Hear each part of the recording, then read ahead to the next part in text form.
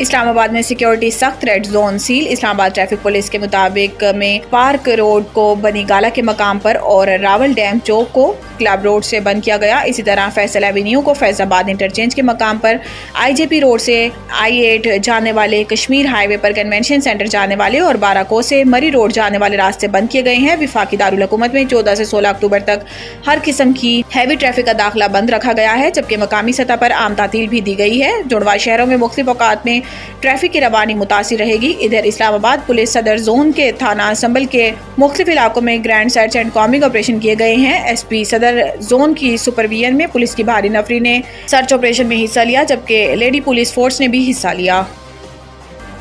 कौमी खजाने को 6 अरब का नुकसान पहुंचाने के इल्जाम में 10 अफराद गिरफ्तार। Chief commissioner land revenue doctor Khalid Malik का कहना है कि टैक्सेस की चोरी और जाली इनवॉइसेस बनाकर सेल्स टैक्स चोरी करने वालों के खिलाफ कार्रवाइयां जारी रहेंगी। रीजनल टैक्स ऑफिस हैदराबाद में सेमिनार से खिताब में चीफ कमिश्नर लैंड रेवेन्यू ने कहा कि FPR की इन्फोर्समेंट के बाद जाली इनवॉइसेस और सेल्स टैक्स की चोरी में काफी हद तक कमी वाक़या हुई है। जुलाई 2023 से ताहाल हैदराबाद रीजन में सेल्स टैक्स की चोरी में मुलविस 10 अफराद को गिरफ्तार करके 10 करोड़ वसूल किए गए हैं, जबकि मजीद केसेस पर काम जारी है।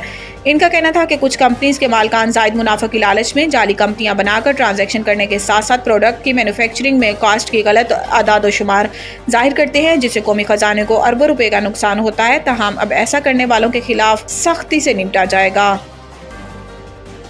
कॉलेज में तालबा से मुबैना ज्यादती, वज़ीर आला पंजाब ने तहकीकाती कमेटी तश्कील दे दी। लाहौर में तालबा से मुबैना ज्यादती की तहकीकात के लिए वज़ीर आला मरियम नवाज की जानिब से कमेटी के क़याम का ऐलान किया गया है, जो 48 घंटों में तहकीकात करके वज़ीर आला को रिपोर्ट पेश करेगी। नोटिफिकेशन के मुताबिक 6 रुकनी कमेटी चीफ सेक्रेटरी पंजाब की सरबराही में काम करेगी, जबकि सेक्रेटरी दाखिला, advocate general Punjab, secretary higher education, secretary special education, secretary specialised health care and medical health committee के मेंबर होंगे। हुकाम के मुताबिक कमेटी अपनी मदद के लिए किसी और को भी मेंबर बना सकती है। कमेटी तालबा से मुबैना ज्यादती के हवाले से शवाहिद इकट्ठे करेगी, जिसमें कॉलेज के तालबात, असातिज़ा और इंतजामिया के बयानात भी रिकॉर्ड करेगी। हुकाम को बताना है कि कमेटी कॉलेज इंतजामिया का फौरी रिस्पॉन्स और पुलिस के मामले से निपटने समेत तमाम पहलुओं का जायजा लेगी।